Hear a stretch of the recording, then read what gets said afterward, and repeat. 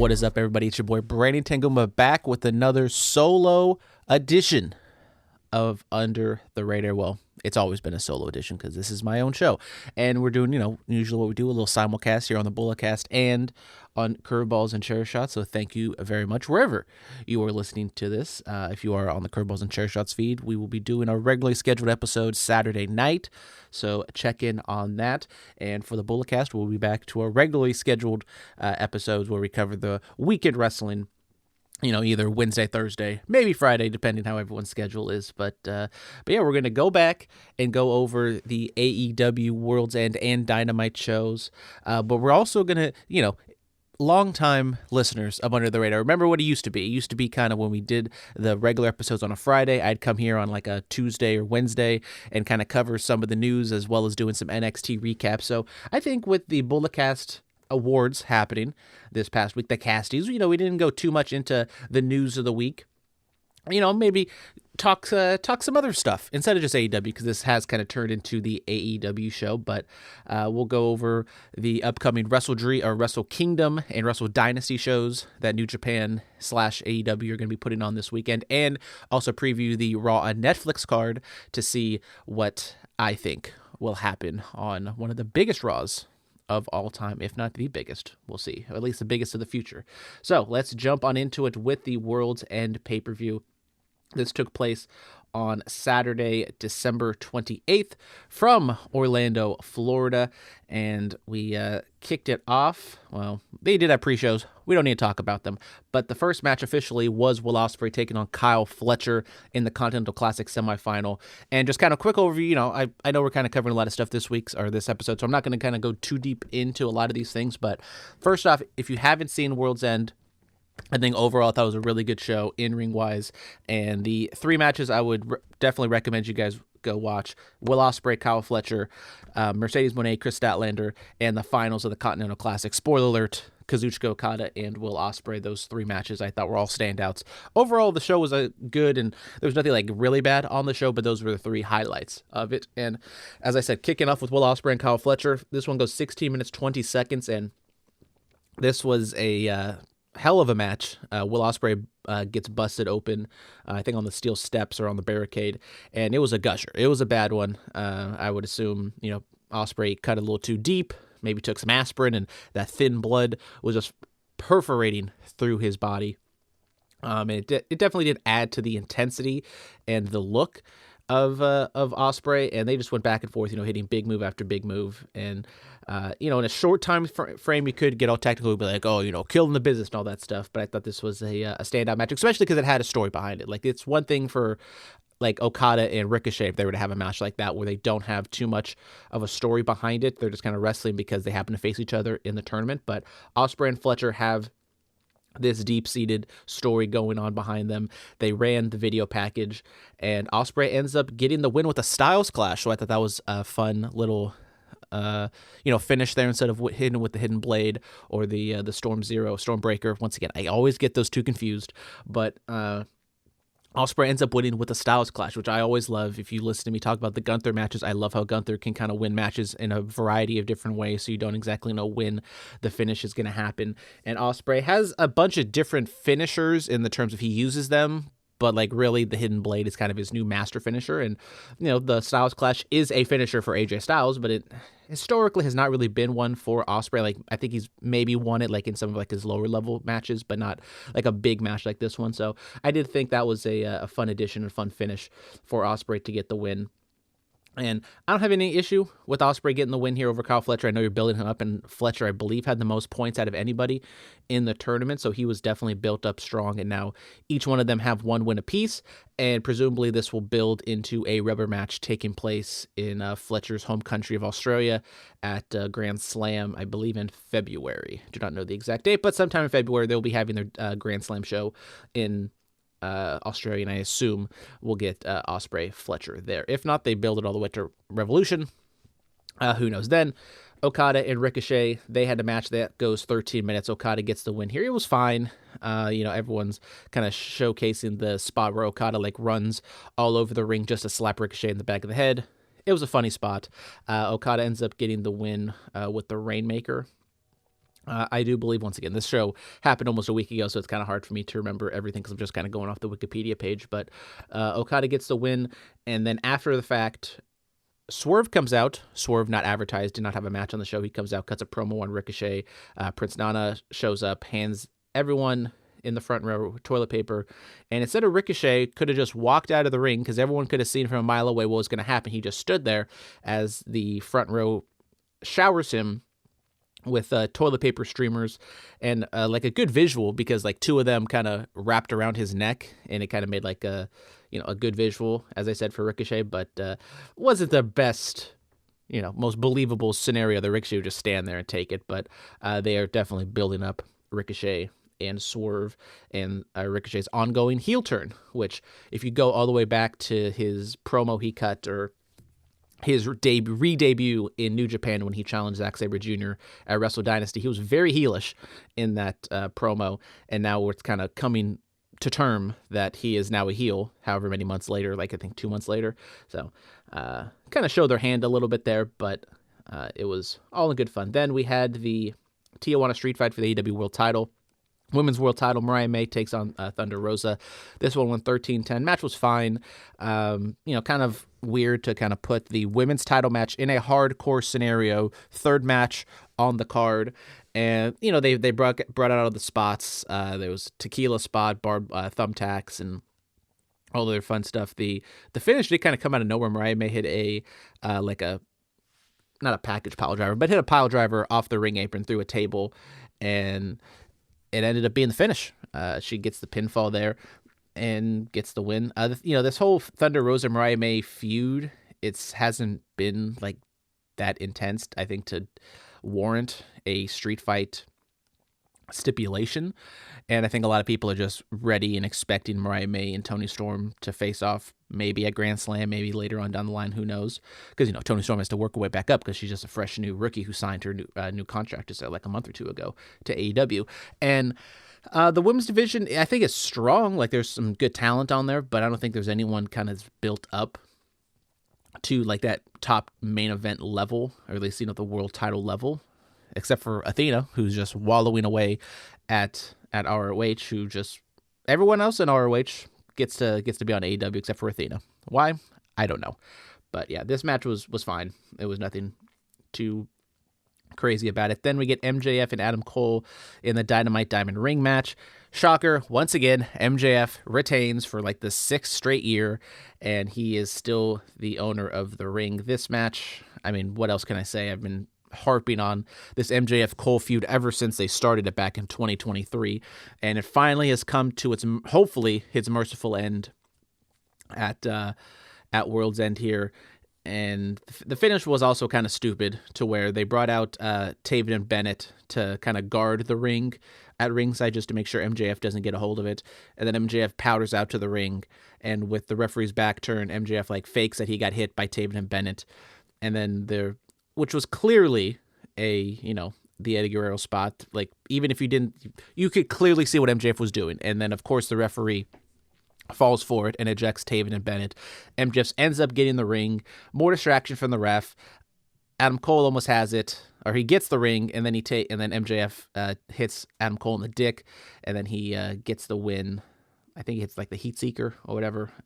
Wins at 14:35. Match was, short for what you would expect this culmination of a feud to be, but I think at this point in time, it honestly could have been shorter, to be honest. And the crowd was, kind of booing MJF, a little bit behind Adam Cole, but there was really no substantial heat in this match at all. And then after the fact, Kyle O'Reilly, who I guess isn't a part of the conglomeration anymore now, he's back as a member of the Undisputed Kingdom. He comes out, makes the save. Roderick Strong comes out, and they all just kind of beat up on MJF. So MJF kind of gets his comeuppance, even though he ended up getting the win. And the babyfaces all hug in the middle of the ring because everyone's back together again, like it's 2017, and people really care about the Undisputed Era still. And so MJF gets the win, but Adam Cole, I guess, gets the last laugh because he's with all of his buddies. And yeah, you guys know how little I care about this stuff, and I hope MJF kind of moves on from this. MJF did cut a promo on Dynamite. Well, it wasn't on Dynamite. It was at World's End backstage, but they aired it on Dynamite, and he made his... He threw his name in the ring of he wants to be the world champion again. And I thought he kind of towed that line of doesn't care about what Moxley's actually doing in terms of like, destroying AEW. MJF just wants the title back. He doesn't care about, he's not fighting for AEW. He just wants his possession back. So I thought that was a good, serious promo from MJF. I'm still doubting, I think, his overall instincts as a wrestler. But sometimes, when he gets serious and he kind of cuts promos like this, it kind of gives me some hope again. And then Adam Cole, on the other hand, I'm just completely out on. Like Taven, Bennett, Strong, and even Kyle O'Reilly to an extent. I think all of them are not in that top tier level to where they should be getting any sort of serious television time on Dynamite. And even like I'm teetering on that with Adam Cole for a second. And I know Cole's coming back from a very serious ankle injury still. He's dealt with the concussion. So, injuries have been piling up on him. And maybe he's not the same Adam Cole that he was in NXT and ROH. But I don't know what you do with him because he's talented, or at least was talented. And so you don't want to kind of really devalue him and just kind of push him down to the mid card. But at this point, he really hasn't shown that what he's doing on television warrants a push anywhere near the main event level scene. So maybe this is just kind of where he belongs right now with all of his buddies that no one really cares about.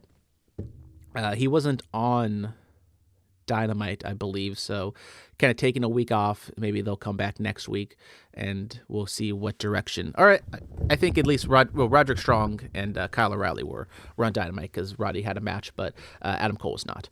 Then we had the international title match with Konosuke Takeshita defending against Powerhouse Hobbs. This one went 16-30. Solid match. Takeshita gets a win here.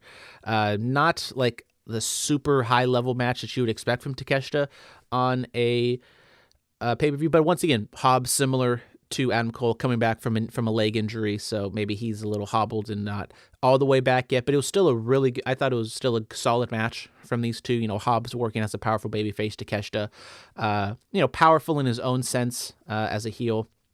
And they worked over the leg, and Hobbs taking off the knee brace, even though the knee brace is there to help you, so why would you take off the knee brace? But anyways, Takeshita gets the win, and yeah, solid match. Once again, kind of a match that's been more build up on Rampage and Collision than the flagship Dynamite, but it was a solid match for what it was. Then we get Mercedes Moné defending her TBS title against Chris Statlander. This one goes 24-35, by far the longest match on the show, the only match to go over 20 minutes, which is kind of surprising, but not completely, just because of the Continental Classic. Both got the finalists going wrestling twice, and then the main event wasn't anything spectacular. So this was the match that got a lot of time, and I thought it was warranted. I thought this was a really solid match, really fun match, and even though maybe the storyline wasn't like anything super crazy and like really over, people like Chris Statlander. People also like Monet, but they do enjoy booing her.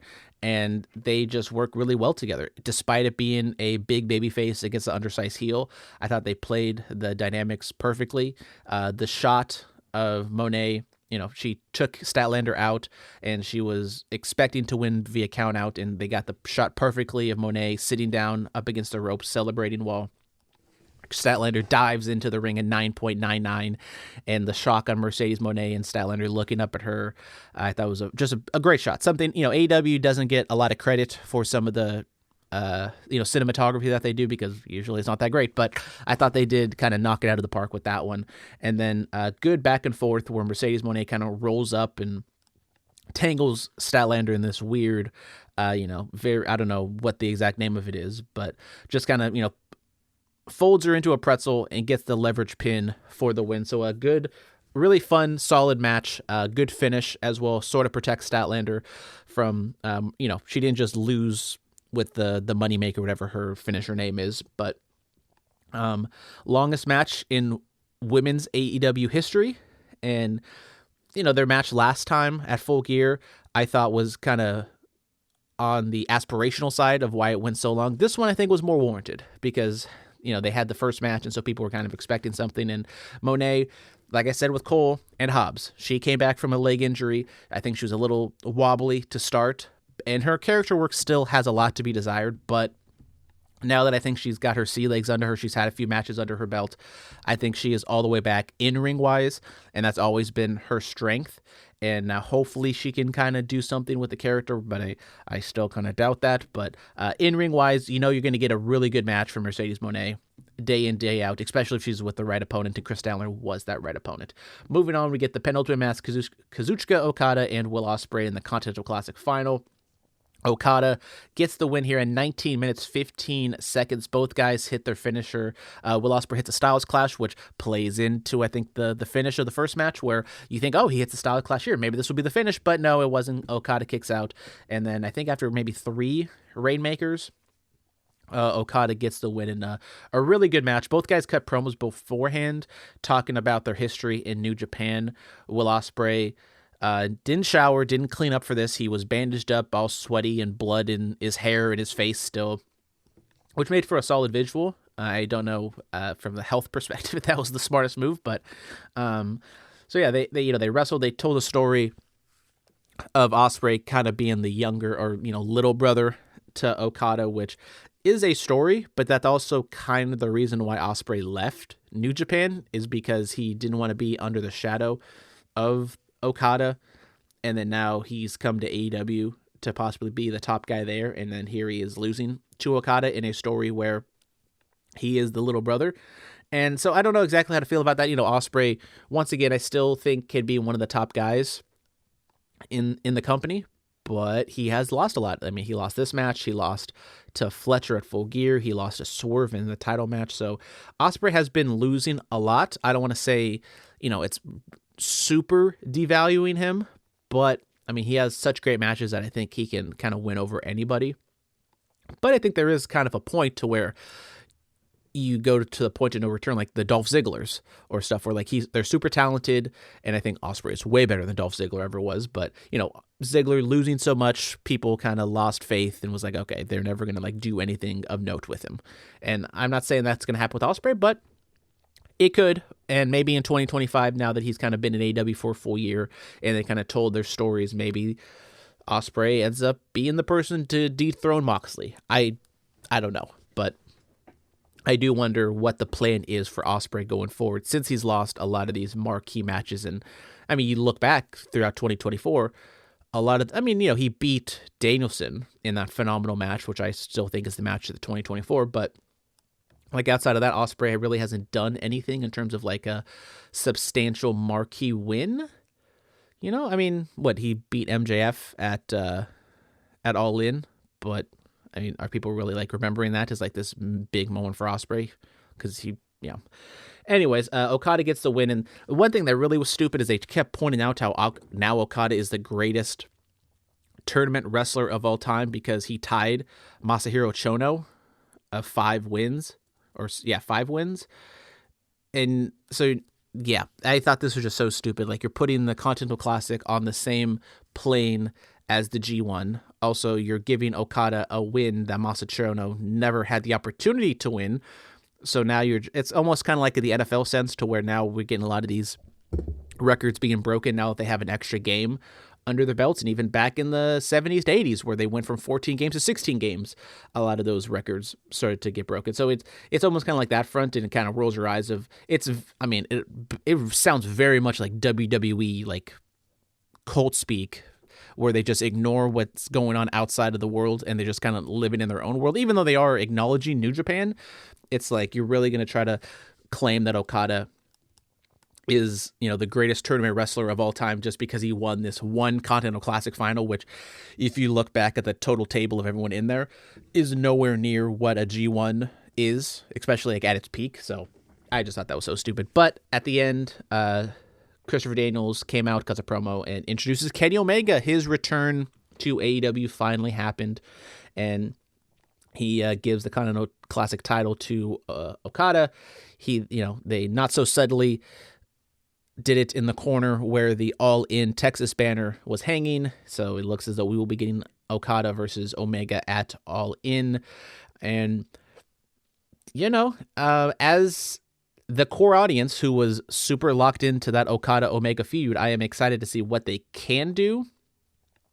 but I'm also tempering my expectations because Okada is kind of in that, cashing in the big American contract, and Omega coming back from diverticulitis. So many injuries have kind of banged him up these last couple years to where if you're expecting this to be like their Wrestle Kingdom match or, any of their classic matches that happened however long ago it is, 7 years ago now, like you're living in fantasy land, and maybe they can get up for it and have a solid match, one of the best matches of 2025, but it's not going to live up to, I think, the hype that people are going to give this. And also, they're past their prime, and I think they should be focusing more on some other, homegrown, younger talent.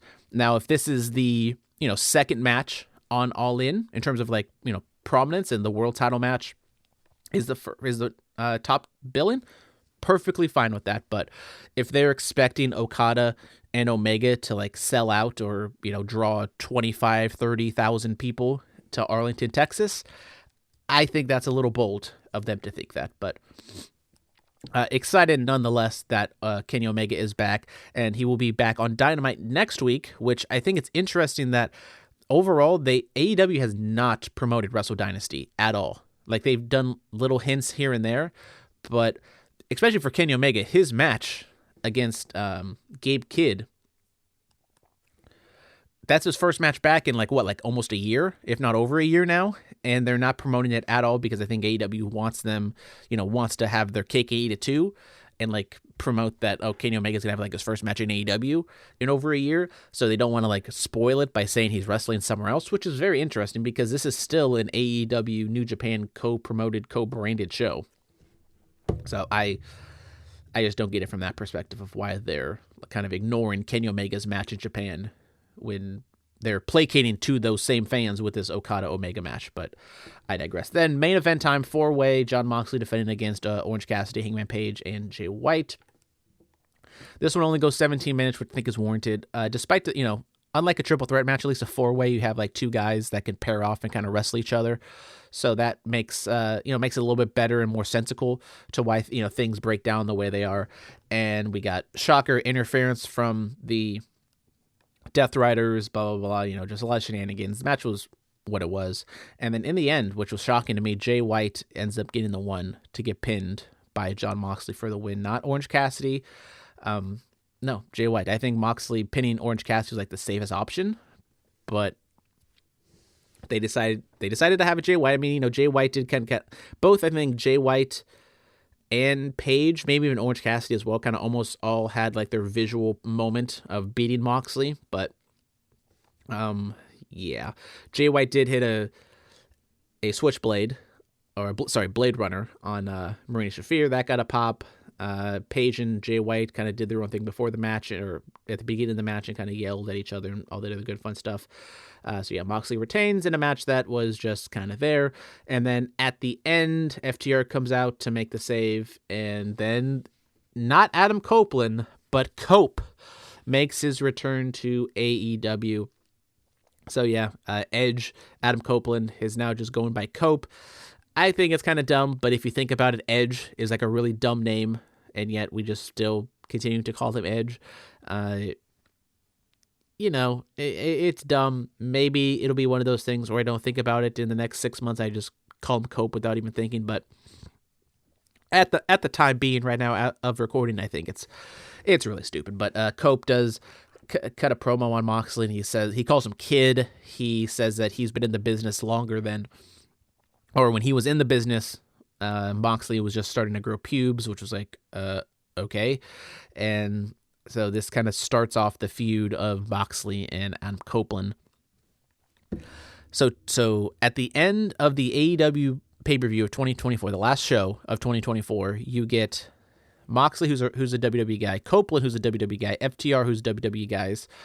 Well, I mean, FTR are WWE guys, but I think they've kind of more evolved into AEW guys. But definitely Moxley and Copeland are like WWE guys that came over to WWE. And as much as I love what Moxley's done, that's just the case. They're WWE guys, and now you're doing this feud of Copeland taking on Moxley. God, I hope it doesn't go all the way to Revolution, but who knows? Maybe it's one of the matches at the Grand Slam show in February, but This doesn't really get me too excited for the future of the world title scene. Copeland, I think, has just kind of shown some bad instincts on the mic. Like that kid line and the pubes line was weird. The interaction he had with Ricky Starks, a year ago was weird. Even on Dynamite before his match on Wednesday, he had like an interaction with Big Bill and the Bad Apple. It was also kind of awkward and weird. So yeah, I just don't kind of trust Copeland in this spot, and also just having him, he's a fine legacy act, but I just think at this point he's proven to not be a needle mover or a difference maker for AEW, and even like in WWE, he's not really a difference maker. So and also Christian is also hanging out on the outside with his Money in the Bank contract thing. So we got like 3 WWE guys fighting for the AEW World Title heading into 2025. So yeah, that was that. Then moving on to the Dynamite show. Once again, I say I'm going to skim through, and it took me 25 minutes to get through the pay-per-view.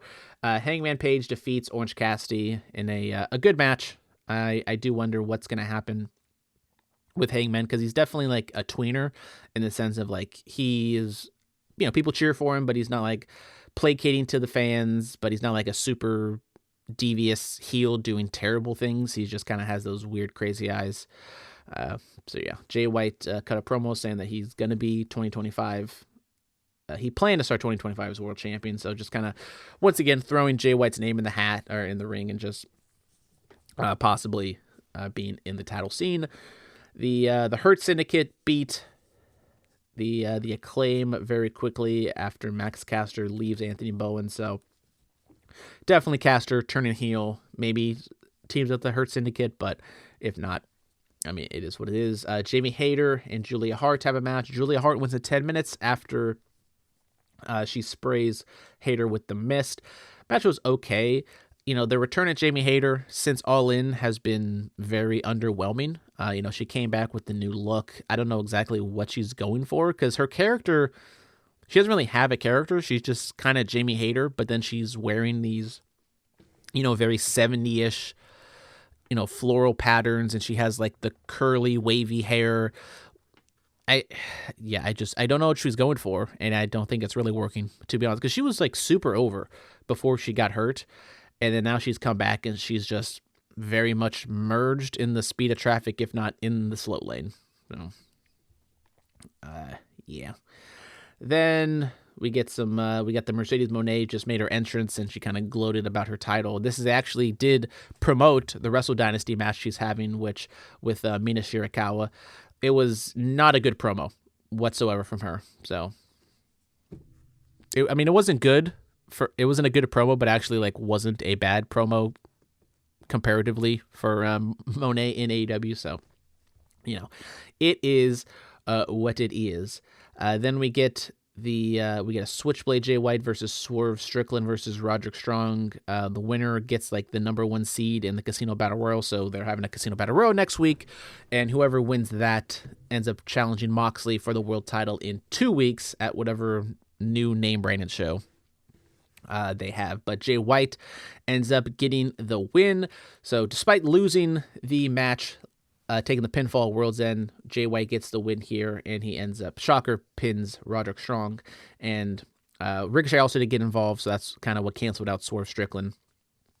And White gets the win, so now he's the number 1 seed for the Casino Battle Royal, making him the favorite. If Will Ospreay's in there, he wins all these times. But I do wonder where they're going to go with this title match next week, because this is very quick turnaround for a world title match. And I don't think they would just give away Jay White and Moxley like that, and I don't think we're going to get a title change either. So, intriguing what's going to happen. They continue the beatdown with Ricochet and Swerve after the fact, and, definitely turning up the heat on that feud. We get on the pre-show, they tease that Jeff Jarrett had an announcement, and he goes out to the ring. Before that, Mariah May cut a promo, just very basic stuff, and Jeff Jarrett comes out to the ring, and he cuts a promo talking about his life and his family's history in wrestling, and he comes out and says, teases retirement, but he does the "I'm not fucking leaving" bit. Says he signed his last ever talent pro wrestling contract, and his goal in AEW in 2025 is to win gold, and not just win any gold. He wants to win the world championship, and the crowd pops for this. Like, I know they're in Asheville, North Carolina, so they're kind of in Jarrett territory, but I just do not give a shit about Jeff Jarrett going after the world title. I mean, there is a way that you could do this, of like Jarrett getting his opportunity and then just Moxley squashing him like a bug, and he goes out like that. But Jeff Jarrett's history, that is not exactly what he does. He gets his moment in the sun. He gets his time. He's been the WCW champion in his dying days. He was the TNA champion because he created the company, and all the other times that unnecessarily he was the top guy. And he, at the age of 57, I believe, he's getting one more go around the sun. And like, I'm definitely not the target audience for this. I might be 30 years old. I might be on the older side of wrestling, or not on the older side, but I'm an older wrestling fan, and yet I have zero connection to Jeff Jarrett. And so I wonder, people much younger than me, even a little bit older than me, who didn't watch Jeff Jarrett or don't even care about Jeff Jarrett. Like, there's probably, yeah. Like, Sting is on a completely another level than Jeff Jarrett. Like, John Cena's getting his farewell tour in 2025. Much deserved. Sting, I will say, I don't think it's a hot take, lower level than John Cena, still much deserved to have his moment in the sun at that main event at Revolution last year. Jeff Jarrett, not on the same level as Sting. And like, yes, he can like have his moment and kind of, you can do a retirement thing or whatever, but putting that in the world title picture, that is just another ludicrous scenario that I do not think should be happening. But we're going to have to wait and see what happens on that front. Then Powerhouse Hobbs wins a squash match. Then before the main event, they did the interview backstage with Big Bill and Keith, and this is where Copeland and FTR interact with them. And as I said, very weird promo from Copeland. Then the MJF promo I talked about earlier aired right before the main event of the Death Riders, Jon Moxley, Claudio, and Wheeler Yuta taking on Rated R superstar Cope, which is a mouthful, and FTR. Cope and FTR win in 19 minutes. Match was good. It was, it was a fun match. Wheeler Yuta ends up getting the pin, so no shocker there. So, yeah, and once again, kind of doubling down on Cope versus Mox, which, if this was a non-title match in like the mid-card of AEW, I'd be okay with it, but once again, it's in the main event scene, and it's between a 51-year-old guy who I don't think matters too much in the grand scheme of things in AEW's kind of biggest, like, big picture storyline in quite some time, since the Young Bucks overtaking Tony Khan, which got completely dropped, but we're not supposed to think about that anymore. But yeah, so overall AEW, I thought I had a good week, but going into 2025, I do wonder where the direction is in the main event scene, with Adam Copeland and Jeff Jarrett seemingly being the two guys. Well, a lot of people are going after the world title, which I think is a good thing. I think your promotion should be based around guys going after the world champion and wanting to be the top guy. That being said, when you're actually making people go after the world title, I don't think having WWE guy Edge, WCW, TNA, WWF guy Jeff Jarrett, and also Christian hanging out in the background with his contract to be three guys, as well as Jon Moxley being your champion itself, being the main focus of the world title scene. So, yeah. Moving on, January 4th, 2025, tomorrow on Saturday, if you're listening to this, we do have Wrestle Kingdom. I know on Thriller they have a 2-for-1, or not 2-for-1, but you buy Wrestle Kingdom and Wrestle Dynasty for like $47 or $50 basically. You get both shows on Thriller TV. Main event is going to be for the IWGP Championship, Zack Sabre Jr. and Shota Umino. Definitely kind of on the weaker side of main events for the Tokyo Dome. Shota is one of their top guys. Out of the young guys, the guy who's kind of emerged the most, and he's taking on Zack Sabre Jr., who, as a foreigner, as a Gaijin champion, is finally getting his day in the sun, but it's also coming at a time where New Japan is kind of struggling and not as hot as it once was. But we'll have to wait and see. I do think Zack is probably going to win because he has the match with Ricochet the next night, but it is good to see that Shota is finally getting a chance, and maybe they shock us. Maybe Shota gets the win here and his crowning moment, but I would be a little bit shocked. I think the real main event of the Tokyo Dome, especially for that Japanese audience, is going to be in the semi-main with Tetsuya Naito and Hiromu Takahashi. Two LAJ guys going at it, and Naito has. We talked about how Kenny Omega's injuries have been piling up. Naito's injuries have been piling up as well, and he's one of those guys that takes it very, very easy when it's not a marquee match. And then when it is a marquee match, he tries to get up for it, but he's definitely not the same. I mean, we saw that with, his world title run. He's, tries to do it, doesn't exactly live up to what he was, 6-7 years ago. Maybe he gets up for this, and maybe Hiromu is the right opponent to where he can create enough movement and kind of carry things, athletically speaking, to where Naito doesn't have to be that type of wrestler like he was all those years ago. So this match should be really fun if Naito is healthy enough. And so some other matches kind of bounced around for the American audience that would probably intrigue you. Konosuke Takeshita taking on Shingo Takagi in a title-for-title winner-take-all match. And that match should be phenomenal. I'm excited to see that one and how everything plays out there. That leads into Wrestle Dynasty, which has a pretty stacked card, 11 matches in total. So let's just kind of bounce through here. Zack Sabre Jr. Ricochet. As I said, that match should be fun. I wonder what's going to happen there. Takeshita or Shingo taking on Tomohiro Ishii for the Never Openweight Championship. Yota Tsuji and Jack Perry. Kenny Omega and Gabe Kidd. Very intrigued to see what happens there, how Kenny Omega looks in his return match. Shota Umino taking on Claudio Castagnoli. So maybe, Shota loses at Wrestle Kingdom, but then gets his heat back and gets a win over Claudio the next night. David Finlay and Brody King, kind of a fun singles match here. Tag team match for the IWGP Tag titles. Great Khan and TBA takes on the Young Bucks. So after their long hiatus from AEW, the Young Bucks come back to New Japan to wrestle.